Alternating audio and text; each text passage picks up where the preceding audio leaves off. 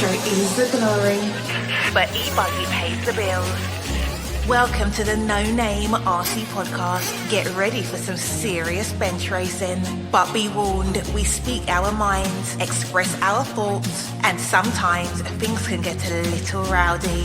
Hate, and he just was influenced by the hate coming from the left, the hate coming from the right. And let's get back to more club racing and less of this racing. It's hard not to be arrogant when you're always right. Yeah. See what I mean? That's exactly why people call you arrogant, Max. You may not agree with everything we say, but it's definitely worth a listen. And our pick, can you stop whatever you're doing? Join your host, Lefty the Great, with co-hosts and guests as they get together to chat RC. Hey, after that race that I watched this morning, I have to talk about it.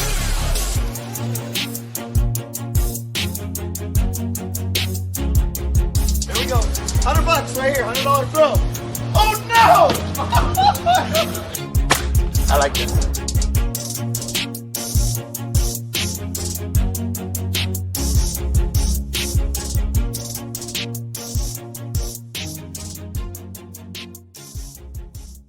Yes, indeed. Nitro's the glory, but E-Buggy pays the bills. What's going on, everybody? Welcome to another standalone interview with this time the three-time European champion, Reno Savoya. But before we do that, let me say a little bit of thanks to all of you out there. A big shout out to the NNRC squad who have been supporting the podcast for all these years. We greatly appreciate it.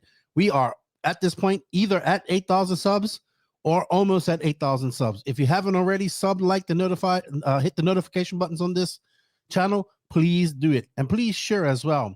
A big shout out to all the supporters around the world that listen to the podcast and make this happen. Also, if you're a YouTube member or a patron, thank you for all the support. We greatly appreciate it. You go the extra mile.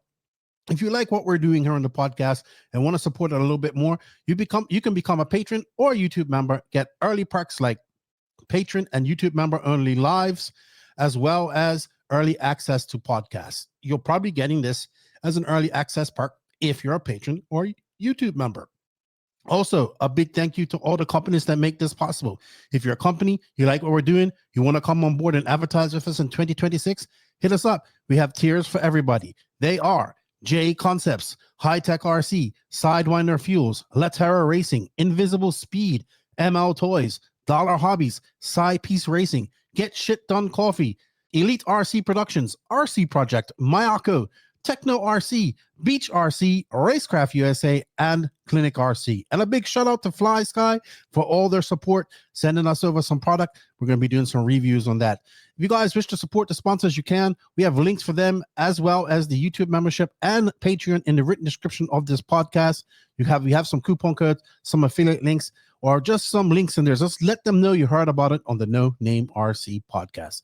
Also, a big shout out to our drivers, David Runnefolk, Robert Battier, Alexander Hagberg, Matty G, Pecco Evening, Una Hotnan, Mason Fuller, and newly crowned NNRC driver, and he probably doesn't know about this yet, Davey Bada.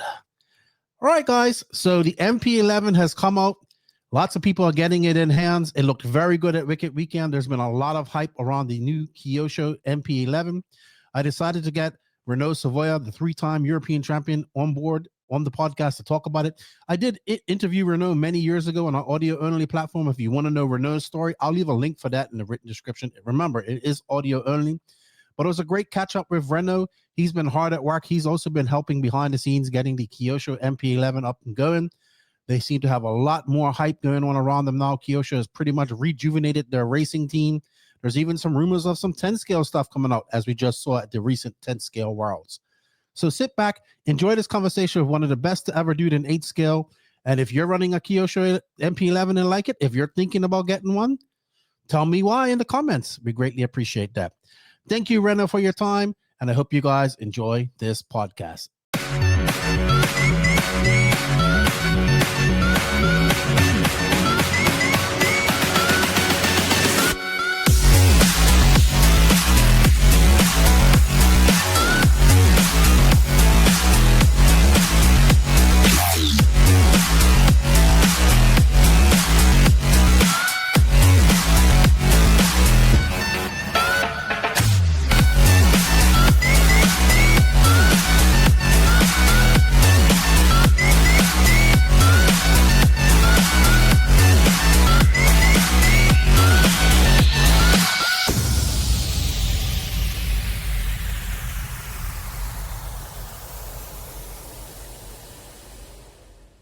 joining me in the virtual studio today is a man who needs no introduction. He is a 3-time European champion. He has lived in Australia, lived in America.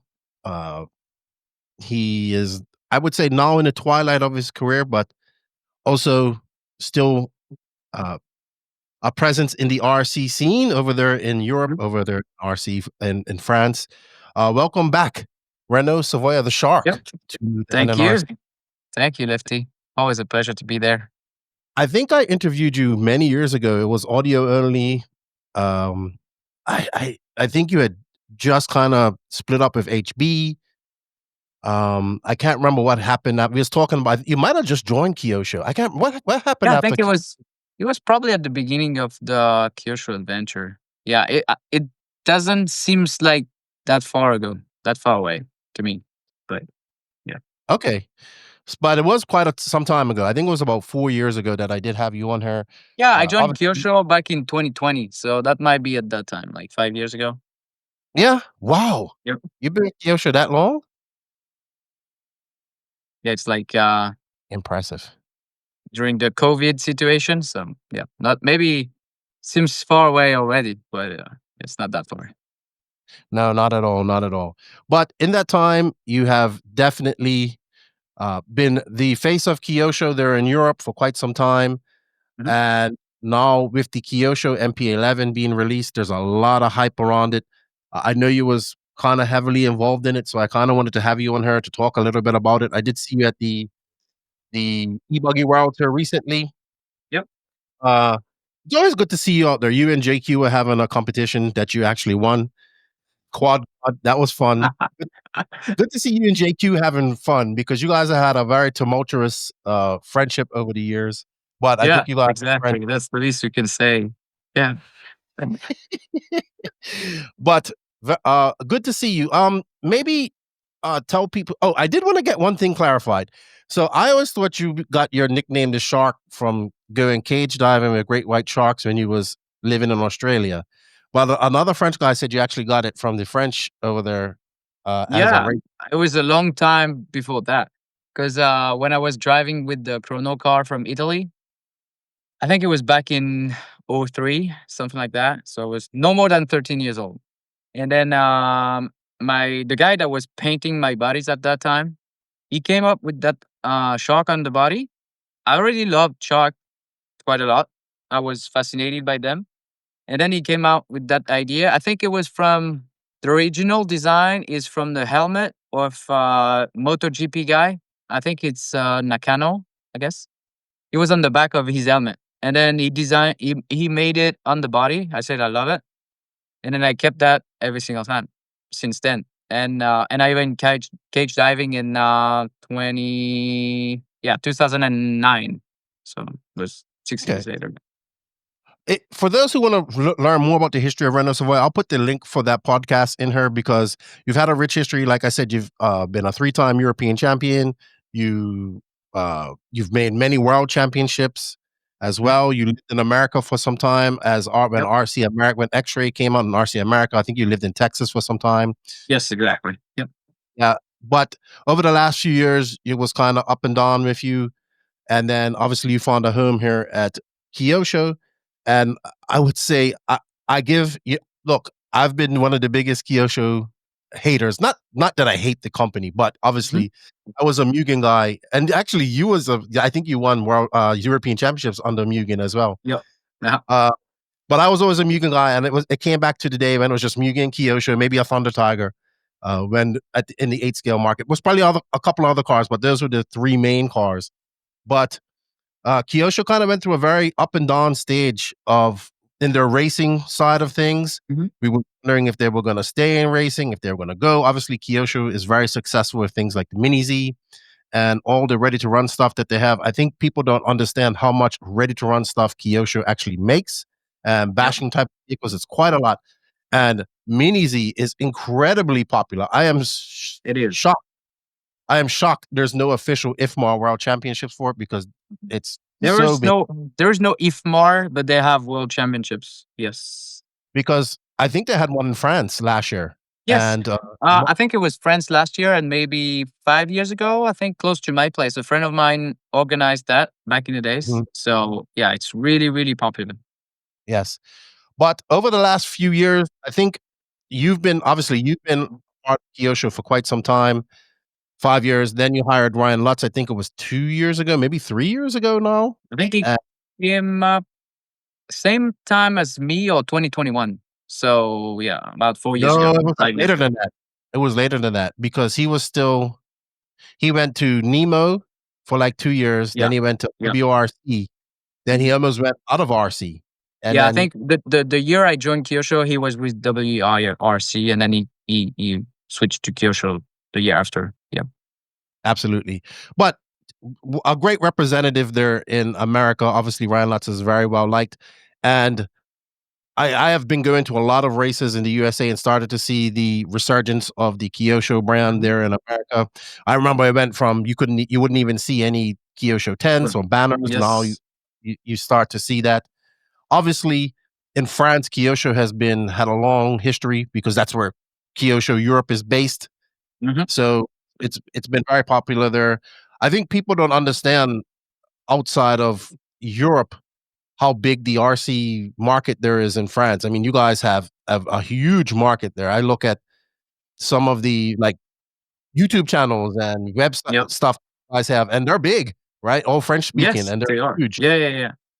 Yeah, I'm not Uh, complaining. We also have our shop right now, RSRC, and mhm, we are doing pretty good. Even if we export like 30% of our turnover right now, the other mhm. 70% is in France for sure. So it's a quite big market. Yep. Which is great because it's always good to see legends like yourself able to continue on in the industry, right? Yes, you still race, and maybe the time, and I shouldn't even say maybe the time of you having good results is over because you have still made A finals. Uh, Yeah, I made six at the Euros last year. mhm, So I think it's tough right now because when you're a racer, it's always tough to find the proper timing. Say, okay, I'm gonna quit and stop racing. Everybody says to me, "Oh, you gotta go plus 40 in a couple of years," because I'm 38 right now, and they say, "Oh, you gotta go plus 40," and I said, when you are like at that level, fighting the top world positions and Euros, you don't really want to go in another dog class. So I I want to still go racing. Still want to be competitive. But when you are a dad, you have a company, you have everything to run at the same time. I know some guys that are like at the track 3 days a week right now. And when you have to deal with everything at the same time, it's kind of tough. So I know that car, the MP11, will suit my driving style a lot better. So I know I can do well. And I want to get ready for the big events next year, like the Euros, like maybe Silver State, and the Worlds. So I want to do good and I want to get ready for that. So I'm sure I still have what it takes to go with the fastest guys in the worlds. But I know that with everything I had around is not my golden era for sure. I would also say not your priority, right? You have a family and you have the business, and that's where Exactly. your focus is. I think also today when I show up at a race, compared to the other guys that maybe I'm talking about France, but it might be the same for other countries. Like there's so much tension when they go on the driver's stand, when you feel the tension in the pits, like they're really fighting for it. And I'm not saying I'm not in that position when I'm not like when I'm on the driver's stand, but when you have a family, you have a company, you have many different things in your mind that are still running, and the racing is important. But when you go down the driver's stand, okay, the race is done, and you have something else to focus on. So I would agree with that. And right now, there's quite a lot of young French drivers coming up through the ranks. I mean, uh, I think the most improved for me, not improved because he's always been good, but he was mostly a 10 skill guy, was Clement Boda. mhm. Yep. He is doing very well. Of course, we have Noah Ben Mohammed who's doing well. Hmm. There's some other French names that people probably don't know, but I know those two are some of the most popular. Jordan Lott, is who Taveron is from France Cameron too, right? is in He from just France just too. won Yep. the Euro East. Hmm. He just won Euro where you was at commentate. That was a very exciting race I too. try There to in do my Lusaka, best. the Euro Bs. But yeah, I get it. So, and I'm glad that your business is doing well because that's always good. And I remember always talking to a guy. Yeah. He goes, "Lefty, you know that the European market's bigger than the American market." It's like, really? And he goes, "Yes." And he kept telling me that. And I don't know if that's true or not, but it might be. Honestly, back in the days when I was with TLR, I knew the numbers and Mhm. I told them, okay, you know what you're doing in the US? Just let me work a little bit more in Europe and it's going to be tough to do 1 more million in the US, but it's going to be easy to do 1 more million in Europe. So, But they didn't listen because they're no, non-existent in not Europe at right all. now. Not at all. Not at Yep. all. It's good to see you still doing it, still going to these races and participating. It's always good to see you at the races as well. You have two very fast racers over there in Ricky Barton and Barufalo. Maybe Barufalo kind of he's still fast. Barufalo's on and off. He's either there or he's not. And Exactly. It's, with Marco is super talented, but it's all or nothing. I think Ricky is more consistent in his performance. But I know that I have a lot to not teach them, but improve and then maybe give them a little bit more knowledge from what I went through all my career. And I know I can race with them because it happened many times this year, but I know I can make them faster and more consistent, having better results. So I think in the next few years, that's the position I want to take with Kyosho. It's like, okay, I'm still there, I'm still driving, I'm still having fun, which is the most important. But I want you guys to go better because I know they are really capable of, and that's gonna be my goal in the next few years. yeah, let's not forget that Ricky Barton won the 2019 European Championships of Kyosho as Yep. well. And a very exciting race there at the Ongaro ring with Mhm. mud and everything else. All right. And of course, you have what everybody's dubbing the future of RC, Little Bump Long Win, who's not so little anymore. He's growing up. Exactly. He's over there. Uh, dude, is him and Ryan Lutz's cars look the best at Wicked Weekend. Their MP11s. I couldn't, I mean, I was watching them and I'm like, no cars were handling like their cars were. It was Yep. amazing how good their cars were. So that got me excited. But yes, let's move on to that because Thank you to High Tech RC for all that continued support and winning a European Championship with David Ronnefolk here recently at the 2025 European Championships in Barcelos, Portugal. If you're looking for top tier performance and reliability for your RC setup, High Tech RCD has you covered with industry leading chargers and servos for both surface and air applications. Whether you're bashing, racing, or taking to the skies, High Tech's advanced technology delivers precision, power, and durability when you need it most. From high torque servos to smart, efficient charging solutions, trust High Tech to keep you in control. High Tech, powering passion, elevating performance. Visit www.hightechrcd.com and let them know that you heard about it on the No Name RC podcast. Kyosho kind of wasn't oblivion race wise.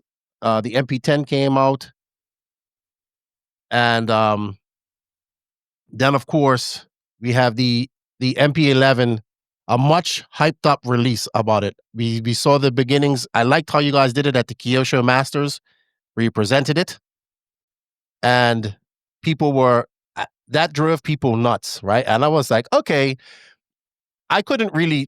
I can look at a car and be like, okay, it looks like the regular. It looks like a car. I don't know what the difference is till I see somebody go drive it, and then I saw it driven at Wicked Weekend, and I was like, okay, this car is really good. And then obviously there's a lot of talk about how much you was involved. Mhm. I messaged you. I asked you about it. You said it was a collective group of people that worked with this car, which was something different from what Kyosho has done in the past because Yuchi Kanai was kind of the head designer and he kind of just pretty much did everything.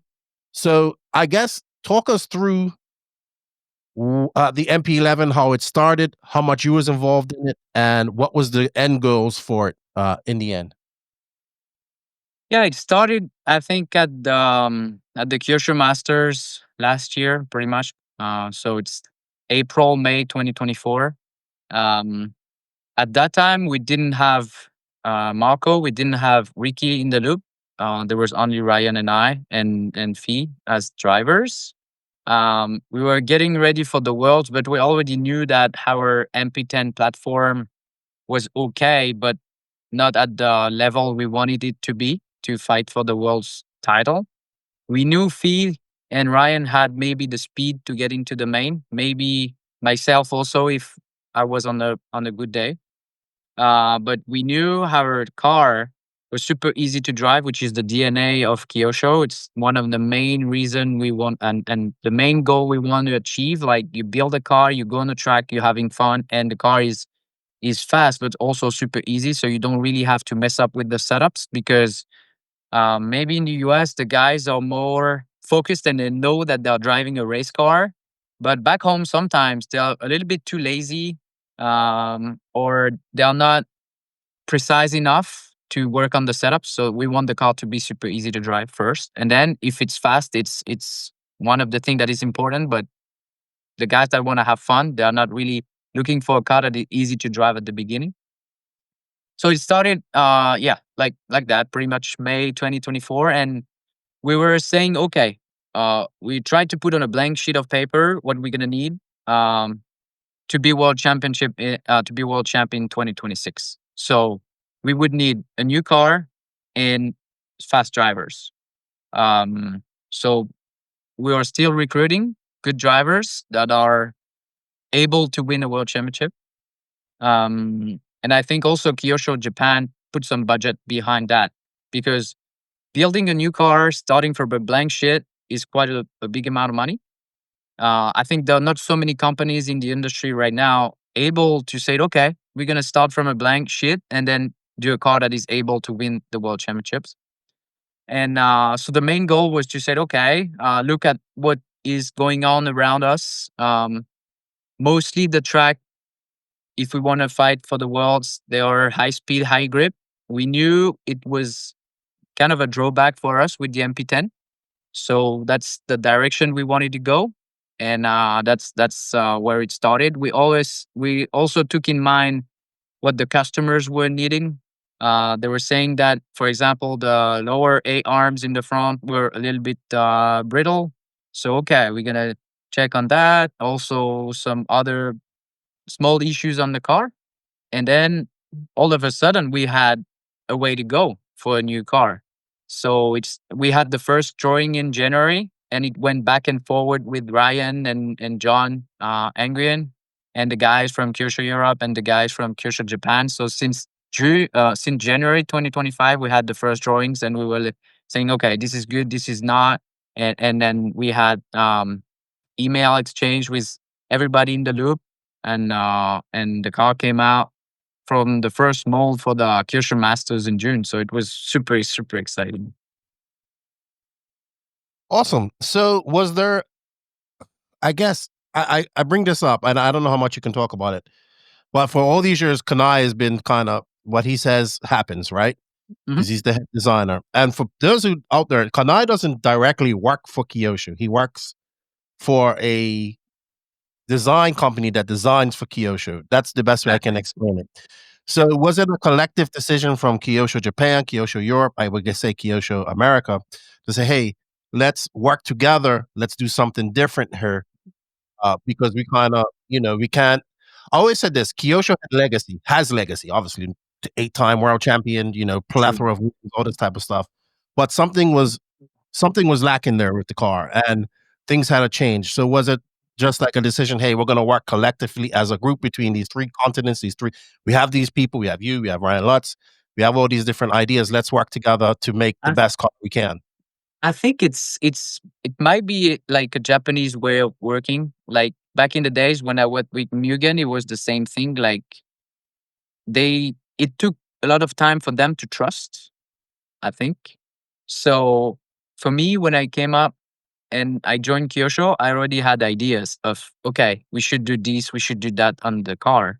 And we had a really good relationship with Kanai. And I was really surprised because there was some improvement I could do on the car, and he was listening. and we were moving forward.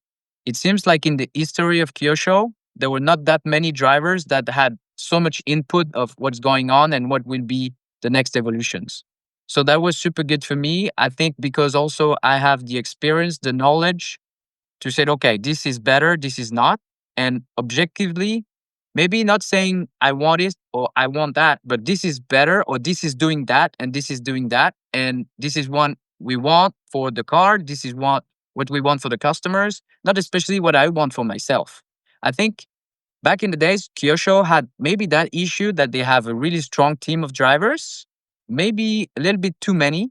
And when they started to develop a new car, everybody has a way of thinking, a way of doing it. And sometimes it's not bad, but a little bit of a selfish way of doing it. It's like, okay, let's say I want the car to be red. So because I like red more. And that guy is gonna say, I want it because okay, this, but I just want it because it's red, you know? So I think it took also some time for them to understand that the input, the drivers that we have now, Ryan, Ricky, Fee, me, are obvious in how to say that, but objective, you know. So if we said, okay, this might not work for the US market, but this can be amazing for the European market. So okay, which direction should we go? And I think we have really talented and smart people in the team right now. So we can work as a group. Might not be the case before that we had maybe some strong minds and a little bit too selfish, or they just wanted the best results, but it was not feeding the customers and what, you know, most people want from the brand.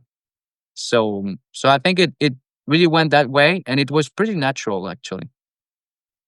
Awesome, awesome. I guess so. What were the goals, end goals? Because there is a difference, right? There's a European market, there's a USA market. Uh, what were some of the goals and some of the things that you wanted from the car to come out of the box specifically? A big shout out to SidePieceRacing.com, North America's exclusive distributor for top tier brands like Automatics, Rocher, Wild Turbofan, Montec Racing, Corsatec, Phoenix Racing, and Wheel Speed. Whether you're seeking precision engineered car kits, high performance batteries, or aerodynamic bodies, we've got you covered. Enjoy fast shipping and exceptional customer service, ensuring you get the best gear when you need it. Visit SidePieceRacing.com today and race ahead of the competition. Let them know you heard about it from Lefty on the No Name RC podcast. Also, a big shout out to our Swedish hobby shop friends over there in Sweden. Step up your RC racing with Latera Racing, one of Sweden's premier hobby shops and tracks dedicated to racers, featuring top brands like Hobby Wing, X-Ray, Zoo Racing, and Team Coyote. They provide everything you need from precision chassis to high-performance electronics. Whether you're at the track or upgrading your setup, Latera Racing caters to racers to demand the best. Visit latera.se or stop by our shop and check out and track for the ultimate RC experience. Latera Racing, built for winners. I think the main thing with the Kyosho car is you build it out of the box, you go on the track, you're having fun, and the car is easy to drive. Then you can start going over the limit and then work on setup and improve yourself. That was the main idea. But we also wanted the car to be faster. The basic design of the MP10 was an evolution of the MP9, and the MP9 came out in 2009, I would say 2010 maybe. So the design was 15 years old, and with the MP11, we wanted a car to be from 2025. We've seen what the tracks have evolved to. We have many tracks in Europe that are high speed, oiled, or glued, and we want the car to be popular, easy to drive, and also fast in those conditions. And we know in the US, most of the big events are kind of loamy, bumpy. We knew the MP10 was really good in those conditions, but the window wasn't wide enough to be also easy to drive in the high speed, high grip tracks. So if it was kind of finding the proper balance between having a car that is easy to drive in every single combination, but also having a car that is feeling lighter and having more traction, more forward traction, because that was the main drawback of the MP10, in my opinion. That the car was super easy to drive. If you're alone at the track, you feel awesome. But sometimes you were losing power because it went through something that was not there, and it was not on the ground. It was not on the tires, and we totally don't have that anymore with the MP11. Okay. Was it was it difficult to design a car that both continents could use, both types of tracks? Like you said, you have the high speed glued tracks there in Europe, and you have the more loamy, bumpy, supercross style tracks there in America. What are some of the things you guys had to change to make it Hmm. work I think both sides?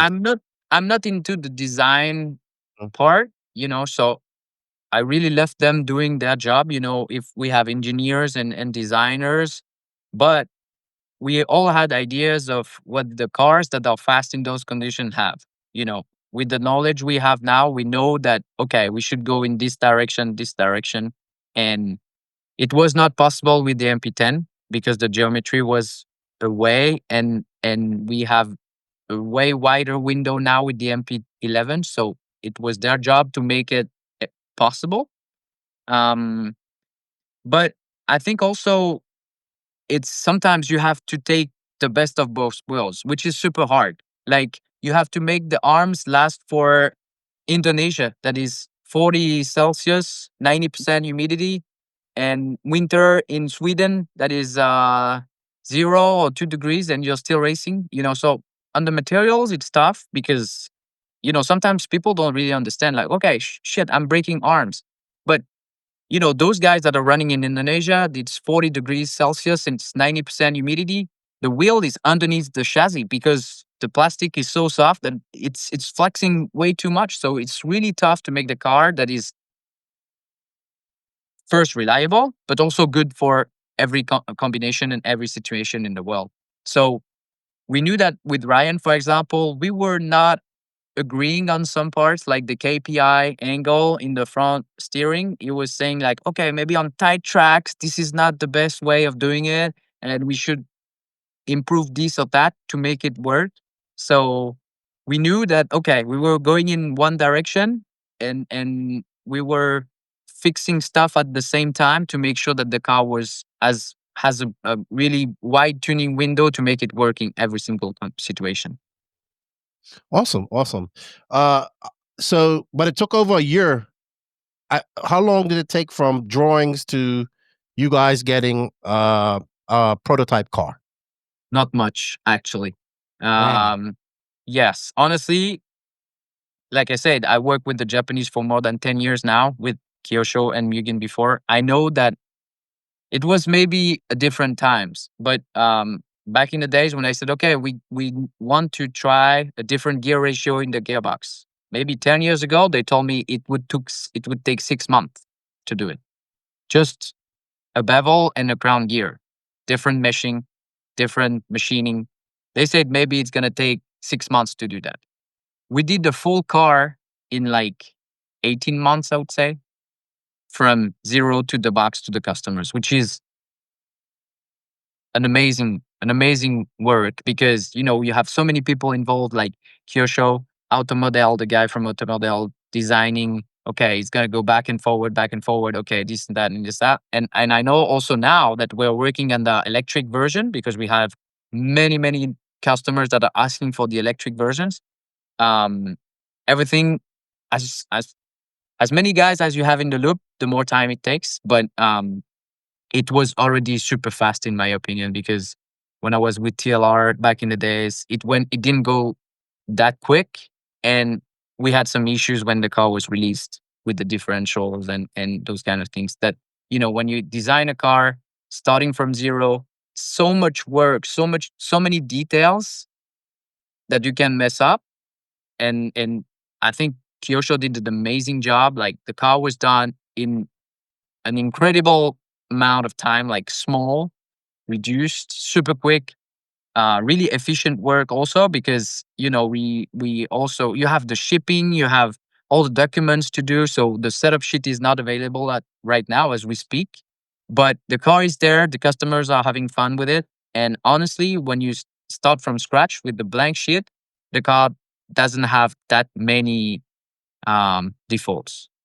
So I'm super, super happy about that. Last weekend, we had the guys that run their first race or their first practice with the car, and it's reliable. They're having fun. They can already start with the box setup, and the car fits their driving style and pretty much everywhere in the world. So I think we did an amazing job, all of us, and I'm super proud of it. Oh, that's awesome. What do you think? Because when you was with Mugen was many years ago, there was no 3D printing, there was nothing like that going on. Exactly. What do you think was one of the big factors in being able to speed up the process of this? Did you guys do 3D printing? Did you use that at any time? I know that helps to mock up things. I see you said everybody worked as a group, but maybe you can tell us how things have sped up from back when you was working with Mugen. How it Yeah, happened.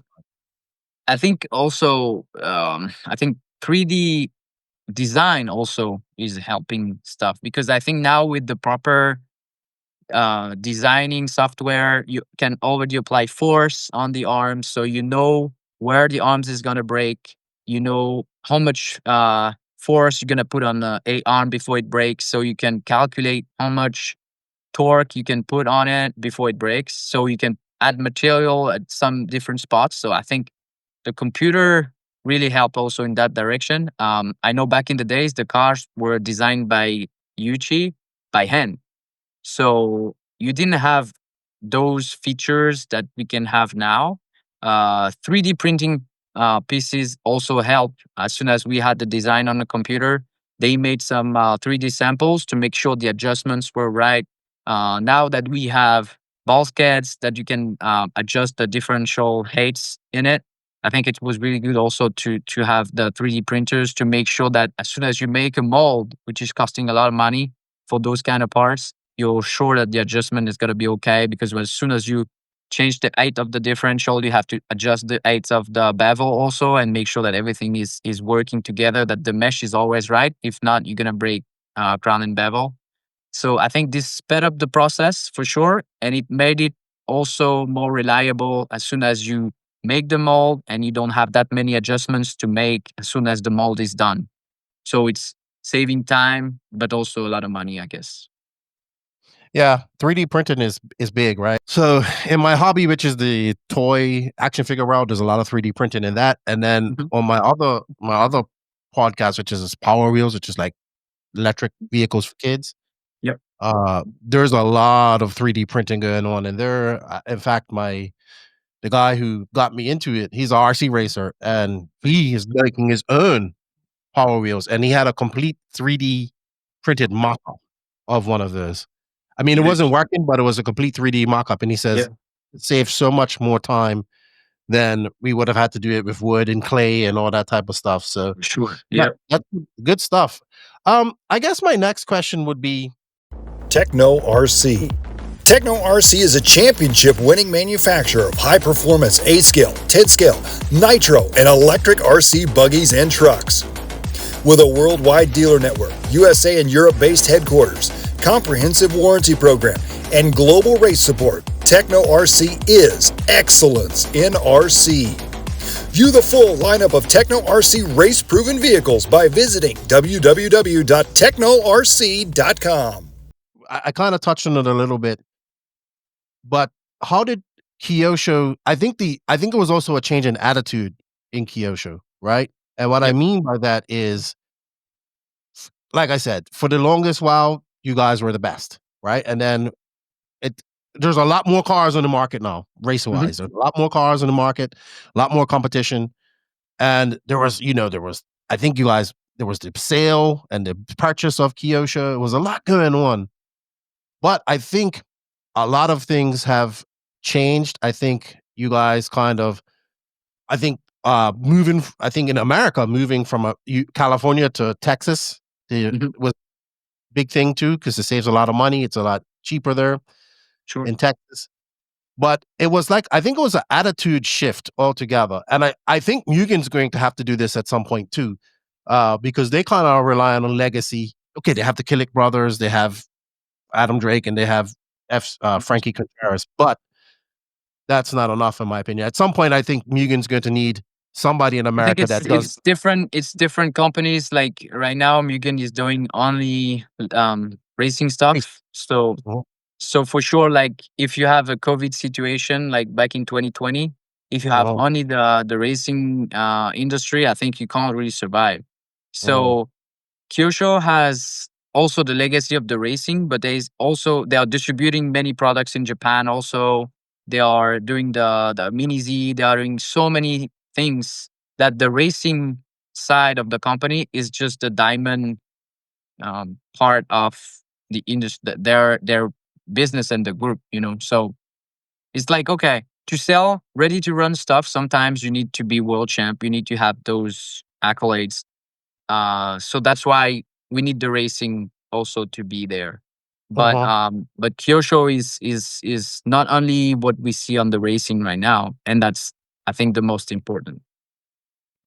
Yeah, I think that's the big thing, right? Mugen doesn't have that. They don't have. They just do racing, right? So probably why they can't do what you did. But it's like it's good, right? Because at some point we thought you guys were gonna. I thought you was gonna go away from the racing side of things. You've rebranded. I know the Kyosho loyalists out there, Sean Runcie, he's one of them. He's probably going to geek out on this. It's good to see the people excited about the new car. It looks good. Uh, I know people were kind of a little bit upset not seeing an MP11 at the E-Buggy Worlds, but that takes time as well. And you need Yeah, a like full I run. said, it's only like it's only a small company for the amount of products they're making, and Mhm, it's like you have to take opportunities that when they show up, and also you have to focus on the main thing right now. Like people were like complaining about the setup sheets that are not available. Yes, but would you better have the manual and the setup sheet, but still wait another week, so another couple of days for the car, or have the car and then wait another couple of days or 3 days for the setup sheet, because every single person is fully involved in what's going on right now. So also for me, we're gonna go to Bergeland this weekend. I'm gonna mhm. race with the MP11 Nitro and still the MP10 electric car. So it's really frustrating right now. Also, knowing that I know how the car will look like, we worked on the design, they're gonna sample the parts right now. So it's even harder. But as a pro driver, I've been involved in developing cars for like more than 10 years now. So you already know what's going on in the future. The Mhm. MP11, I saw the design in January.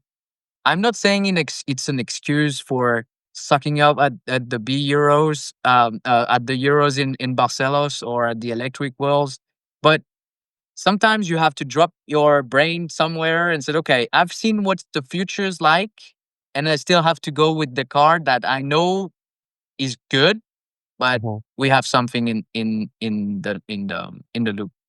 So yeah, Do you have a estimated time and you think you'll have a MP E-Buggy? Because E-Buggy is huge, dude. E-Buggy is a big yep, class. yeah. Honestly, I think that's maybe also a market analysis. I'm not saying they're doing it wrong, but Mhm, you were talking about Mugen. They went releasing a two-wheel drive. mhm. They will release a four-wheel drive after the Worlds, that from what I've heard. But I think if you look at the market right now in Europe, 10 scale is popular in winter, but not as big as 8 scale electric, not as big as nitro 8 scale. So, I think it's some companies are making, okay, they're spending this amount of money on different classes, and then okay, Kyosho made the decision to kind of invest in the 8 scale platforms and not that much in the 10 scale platforms. It's a choice they made. Sometimes it might work, it might not work, but sometimes you have to move on and take a decision, and then take some risky ones sometimes if you want to go, full send. But Yeah, but Kyosho kinda got out of the 10 scale market. We're gonna talk about that because I heard there were some prototypes at the warm up. Kyosho got out of the 10 scale market quite some time ago, competitively. I think Jared back in Tito the was the last 80s. person. Hmm? Yeah, back in the 80s also, back when Jared won the Worlds. Yeah, I think it was it's with been the some four-wheel time. drive. Yeah. Yeah, it's been Yeah. some time since they have I had think because competitive. also their legacy back in the days was with 10 scale when they won with Joel Johnson and those guys back in the Mm, 80s. So they still had also world championship titles because at that time there were not so many brands also. mhm, When I started RC, you if you want a car that is built properly and you don't have to machine and mill everything in the garage and take 2 months to build a car, you just buy a Kyosho or a Mugen and it was one or the other. Right now, it's not the same way of doing things, and so many brands around. It's different, but for sure, the electric industry now is, I think, really important because it's maybe easier to build, to go to the track. Maybe you don't have to be like a full geek mechanical guy, and you can still have fun with an RC car. So I think it's really important to be there on that market. I think the E-Buggy Wheels was the first one, and for sure it was kind of a test, but it's not going to be the last one. I think for me it was a little bit less exciting. I don't know if it's because it's electric or because there were a little bit less drivers than at the Nitro Worlds, or but it's like Formula E or Formula One. When you watch the race, I think it's more exciting when you have noise and mhm. nitro stuff. But it's only I my would way agree of. with you there. I would agree with you there. I assume you'll see MP11 Truggy, Nitro Truggy, and E Truggy come out next year sometime, or in the next Yeah, year or yeah, so. yeah. I think everything is gonna be released after that. We went went out of MP10 Nitro and electric truck maybe 6 months ago because we knew we would it would come up later on. The first one to be released was the Nitro, and then the electric, and then probably Nitro Truggy, and then electric truck. Yep. Okay. Now I want to get back to 10 scale because I just recorded World's Preview Mhm. podcast, and Are you looking to take your ride-on car to the next level? ML Toys makes it easy with plug-and-play modifications like motors, speed and brake controls, and more. ML Toys is the one-stop shop to make your ride-on car the coolest car in the neighborhood. the gentleman there, Andrew, he's the team associated team manager. He was at the warm-ups, and he said there was Kyosho drivers there from Japan, I believe, with Yep. prototype 10 scale cars. Mhm. So I guess, and I actually think now is a good time for a company like Kyosho to get into 10 scale because there are only 3 major brands right now. But that requires hiring a driver that can that can race it, and also in America hiring a driver that can do mod, and hiring a driver that can do stock. Mhm. So is there any, I don't know if you can let it be known, but are we gonna see Kyosho come back to 10 scale in the next couple years? That is Honestly, honestly, like I said, you have to adjust to the market. It was already a big investment in time and money for working on the 8 scale projects. So we definitely gonna make the 8 scale projects go further because I think it's just the beginning of what we want to do. Before focusing on 10 scale, they released the RB 7.5. It was just a small update of the RB7 for because we still have drivers that love the brand, but they want to drive Kyosho, but they still want a car that is not 10 years old. mm, So I think something is in the pipes, and they're gonna come out with evolution of a car, maybe not a new car, but evolution to make sure that it's because from what I drove in 10 scale when I joined Kyosho, it was not that far. okay. And so I think on dirt, the car is super good. So Great. the market is nice. The market is I think for me right now more for carpet and astroturf. Mhm. The worlds will be really specific because you have so many races in Europe, but also in the US with carpet and astro and super high grip tracks. Also EOS in Europe, um, but the world's gonna be on dirt. So it's super exciting because right now I think the proper 10 scale drivers are not really practicing on kind of in between surface. I'm sure it's not going to be that slippery, but I think it's going to be really interesting and good to see the races, how it goes, and which direction it's going to take. Absolutely. Uh, so I got a couple more questions, and then we're going to wrap this up. You did say that you guys are going to be looking for more drivers. So Are we going to see some silly season moves at the end of the year by Kyosho? I don't know. Let's see. I know that some guys from other companies came to us there because they were excited by the Kyosho brand for a long time. You know, those guys that are racing for quite some times, they know that the Kyosho car, the Kyosho company is doing amazing, and it's a really strong company. It's not a company that has money from another business, a side business, and they just want to get rid of the extra money, you know? So it's a company that is just making his money, its money from the RC industry. I think it's really important.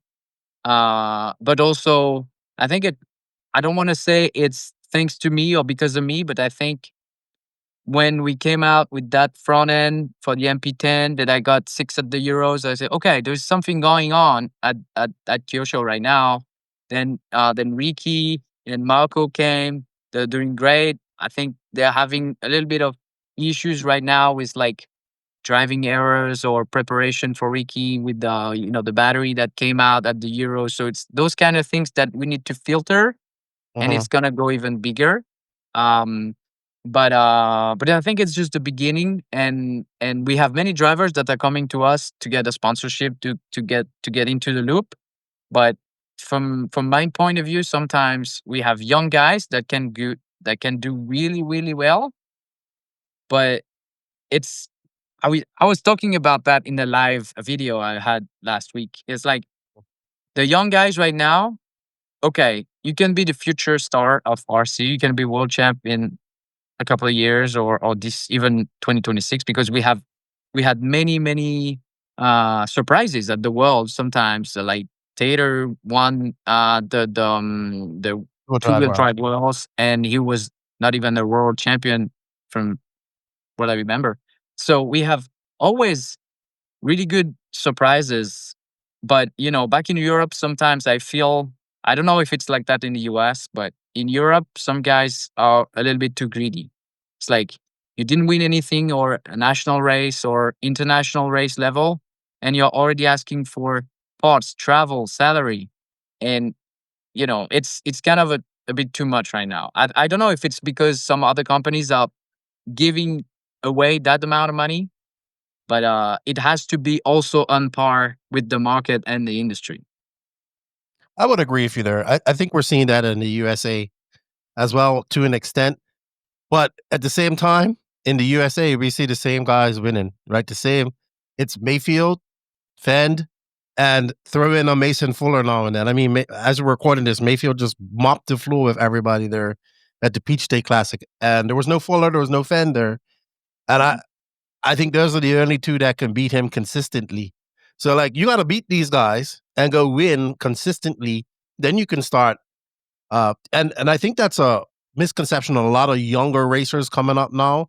There are the exceptions when you have a driver like Little Bump, who does, in my opinion, is I think if you take Little Bump, I think it's in everything. It's not just the kid is young, he's talented. The kid is young, he's talented, he's mentally prepared to fight at the best level in the world. His dad is wrenching on his car. He's never have any issue except when he forgot to pit correctly or those kind of things. But, he's really focused, and to have all those parameters right now, there are not that many guys that have everything. No, I agree. And you have people with way less than that expecting the same thing. Exactly. Or even more. Yeah, or more. And I'm like, hey. Like we had some guys that came out, like at the B Euros, they came and said, oh, I want this, I want that. And then they were like, it's even more than what I take myself. It's like, yeah. Okay. I think people are a little bit disillusioned with how things actually work. But that's a great segue into my last topic here. BeachRC.com, the racer's one-stop online hobby shop. Choose from all the popular brands and variety in stock with super fast shipping and great customer service. BeachRC.com still has the local hobby shop feel with all the benefits of the internet. BeachRC.com is the exclusive distributor for Ultimate Racing, S-Works, Pro Circuit Racing tires, Nitro Lux fuels, and Assault RC performance products. So fill up your cart and check out at BeachRC.com today. because you've been around for quite some time. You've been doing this for a long time. You've seen our industry change and evolve over the years. What are your thoughts on how things are going in the industry, racing wise?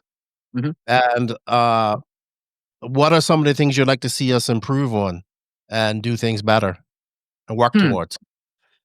I don't know. What I hate about RC right now is we are still looking at our belly button, and we don't have a wide way of seeing things. It's like when you are at the race, you don't have public. You don't have that many guys that come around, watch the race, maybe rent a car. Those kind of things that will grow the business, will grow the industry. Um, I think right now we have companies that, we have some drivers that we help. They might win races. They might be nice. They might do a little bit of promotion. And we have some other companies that came up. Oh, we're gonna give you more. We're gonna give you this and that, and then you come with our brand. I think it's the proper industry. In every other market, it's like that. It's the business of sponsorship. But I think those companies sometimes they should be more involved in. We need new faces. We can't stay between ourselves. I mean, back home, you look at the nationals right now. We are like 30 guys running the pro class and 70 or 80 running the over 40 class. We don't have kids. So that's what I do. I want to do myself also, in addition to being a dad, a CEO of my company, and a driver. I want to have a track where, people can come practice with any class in the market, have fun, and then maybe they're going to go into racing. I think that's the main thing we are lacking right now in France. I think because the market moved on also. Before, in my area, you had like 3 hobby shops, and then it's a proper hobby shop. Um, right here in France, right now, the market is only online. So if you want to go into the industry, or if you want to go playing RC, you have you need skills. You need to properly build a car, make sure it works, make sure it's right. And I think it's the main issue right now. It's like people want to buy a car, and I also do it myself. Like I build cars for customers. They just switch on the radio and go on the track. But Instantaneous. instantly, yeah, it's you switch on and you go. I Well, think I mean, sorry, go ahead. Finish. I'm sorry. yeah, part of the fun right now is also building your thing. It's like a Lego. You build it and then it looks nice, and then you go on the track. It's like, I think that's what we're missing right now.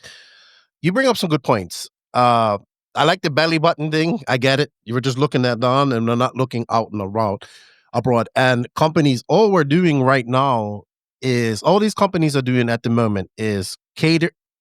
Basically, you go to these races to advertise to people that are already racing, and then try to say, "Hey, you should come drive with me because I'm going to give you a 5% better deal, or I'm gonna give you the support that you want." Because I always say, people, I want more support. What do you want to support? Do you want somebody to hold your hand while you drive, or do you want somebody to tell you that you're not doing well here? Do this better. Uh, and and I get it. I get why these companies do that, because I'm not saying that the races aren't important, but I think when you focus only on that, it's hard to focus and put your brain to say, "Hey, we need to get more people involved. We need to figure out how to take this more to the public." I'll give you, and that's not just the manufacturers. I think it's in the federations as well. I'll give you a prime example. At the IFMAR E-Buggy Worlds, it was so quiet, right? People were sitting in the stands, and when you won or did good, there was a clap. And I'm like, "Are we watching tennis or watching golf?" And I remember Stetson ripped this French kid, these 2 French kids who were sitting there on this right there, as they came on the straightaway. They Yep. were just talking to each other, right? And he's like, "Stop talking." I'm like, "Dude, you guys are used to having." I'm like, "This was so boring." If somebody came to watch the E-Buggy Worlds and just heard the cars going around and nobody's saying nothing, there's no announcing, you don't know who's where. It's a mentality that needs to change, and it has to change for everybody. But I think it's Honestly, I think it's proper with the electric stuff also. Like you can Really? make the car more fun, but when I organize my race twice a year, Mhm, when you are in an arena or somewhere that you have some public around, if mhm. you put electric cars on the track, nobody's gonna come and watch. But if you Oh, I put understand nitro that. cars, because of the noise, I people agree. say, okay, there's motorsport here. So they come up and then they watch. I agree. But having no announcing and not allowing people to Oh, cheer it does not this is help. the different story for sure. Yeah, Yes. I agree Because in with you my there. opinion, right now, if you watch a race on live RC or RC Racing TV, any media that is doing their um, announcing and recording properly, you watch a race and it's freaking amazing, like you would watch Supercross or F1. You know, you have so many overtaking and then strategy, and it's super exciting. Sometimes I show up to the race and I say, dude, we are playing toy cars. It's like when you're really far and looking for a really far thing, is like those guys No atmosphere. are There's no playing atmosphere. toy cars. So I think it's what we need. I want to do that with my track and build an arena where you said, okay, we sell ready to run stuff. Mhm. You do a track, you can have fun, and then you play with your friends. Sometimes we can have some rentals, and then maybe one day out of, I don't know, 100 or 200 guys, one or two will go racing. Yeah. I had this talk on a live last week where people were like, "We need to go back to old school, loamy, bumpy tracks and da da da da da, and get away from these high grip tracks and all this stuff." And I said, "You want to go back to that?" But I said that new person that's coming into RC, they want to put their cars on the track. And I said, "What's the first thing people need? You want to be able to go around that track, take the jumps, have traction, not do donuts." And I said, "That's why carpet racing's fun and popular amongst people." I said, "You go to a track like Barcelos where there's instant grip, right? Too much grip, but your cars come off clean, and you can make it around the track. You could people okay, if you crash over the jump, that's fine, but if you can't even line up to do the jump properly, Yeah. it's a deterrent." And I said, "The problem is us old school racers like that because we know how to do that. But you're talking about somebody that doesn't know how to do that, and they Yeah. wanna have instant gratification. So we need to think, okay, we may not agree with I don't mind the high grip surfaces at all." I said, "You may not like that as a racer yourself, but think about that new person that's coming. He's gonna like it, right?" Yep. And that's why, uh you see I think that's why you see the 10 scale world, amongst other things. I always say that 10 scale carpet is the future to getting people into RC because it's grip, it's clean, you can make a different track all the time, you can I think put two-wheel drive is a super good driving school also. exactly. And I said, think about it in 8 scale. People who can get around a track are gonna stay there. If you can't get around a track, if you can't even do a double, you're gonna leave. You're gonna like, "This sucks. I'm going Oh, somewhere for else. sure. I'm gonna go." If you go up on the driver's stand and on the 5 minute runs, you run five times to your car, it's boring. Exactly. But, we have to think different as a industry, and it's it's it's it's difficult, right? But it is a shift going on. It's just Yep. taken a long time to do. Reno, I want to thank you for your time. I know you're uber busy. You're getting ready for Buggyland as we record this. This is probably coming out a couple of weeks after Buggyland. We shall see. Yeah, like Uh, you were talking about that a minute ago, but I think Buggyland is the right example of mm, what people need. I have so many of my friends now that are running and they race Buggyland. It's not high grip. It's mhm. proper dirt track. It's fun to drive, and it's not bumpy. It's proper dirt, and it's not getting any bumpy. It's pretty consistent through the weekend, so I think it's possible, and people are gonna have fun in those conditions for sure. Yeah, Megalo builds beautiful tracks too, Yes. and Buggyland is nice. I didn't even know it was going on till you told me. So I'll be watching a little bit of that this weekend as well. Reno, good luck at Buggyland. Good luck with Thank everything you. in Kyoto. And It was a pleasure, thank you for your time. as And I look always. forward to seeing you at some of these races next year. Sure. I hope I'm gonna be in the US sometimes, Okay. and if I'm not racing in the next few years, I'm still gonna be around for sure. I have some plans, so super We need to get exciting. We need to get you Kyosho guys over to some race time events. You guys need to come. Yep. Would be fun for sure. Awesome, my friend. Have a good day and good luck this weekend. Thank you. You too. Have a good one. Bye-bye.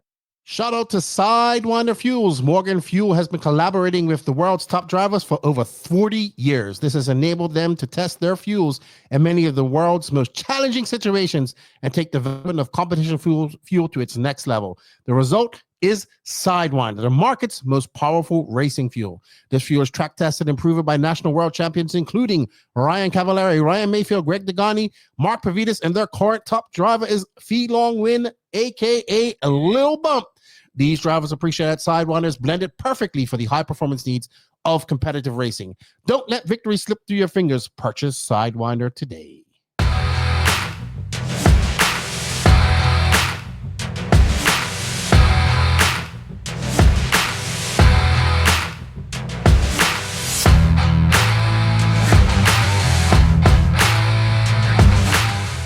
Thank you, Reno Savoya, for your time. We greatly appreciate you coming on board and discussing how you had some influence on the MP11. We wish you all the luck and Kyosho as well in the future. We look forward to seeing what you guys can do at these future races with drivers like Ryan Lutz and Fee Long Win, and probably picking up some new drivers here in the future. It's really good to see Kyosho out there doing well. The MP11 looks very good, and I look forward to seeing it at some of these races that I'm going to here in the future, and maybe even trying one out at one time. So if you had a race and you want me to try your MP11, bring it on up, and I promise I won't break it. Well, I can't promise that I won't break it, but I'll try my best not to break it. But I definitely am interested in trying. Hope you guys enjoyed this chat with Reno as I did. Don't forget to hit that sub, like, and notification button. It greatly helps out the channel. Help us get to 10,000 subs and beyond. We greatly appreciate it. If you're listening on the audio only side of things, don't forget to leave us a review. Come on over to the YouTube side because a lot of our podcasts are now more video based. You can also listen to them, but there's some visual stuff that you would miss if you're not listening to it on audio only. Thank you all for the continued support. We can't do it without you guys. The No Name RC podcast squad around the world, or the NNRC squad around the world. Thank you. We guys greatly appreciate it. Also, a big shout out to the YouTube members and the NNRC patrons. You guys go the extra mile and make this all possible. Don't forget, if you wish to be a patron or YouTube member, we have links for that in the written description, as well as links for all these sponsors that support the podcast. Remember, showing the sponsors some love shows the podcast some love. They are J Concepts, High Tech RC, Sidewinder Fuels, Latera Racing, Invisible Speed, ML Toys, Dollar Hobbies, Side Piece Racing, Get Shit Done Coffee, Elite RC Productions, RC Project, Mayako, Techno RC, Beach RC, Racecraft USA, and Clinic RC. Thank you all. We greatly appreciate it. We have links for them in the written description of this podcast. And I hope you enjoyed this talk with Reno Savoya. And shout out to all the Kyosho loyal fans out there. You guys are back, and you know how much that hurts me to say that as a Mugen loyalist. Lefty out. Enjoy your MP11s, everybody. Talk to you in the next one.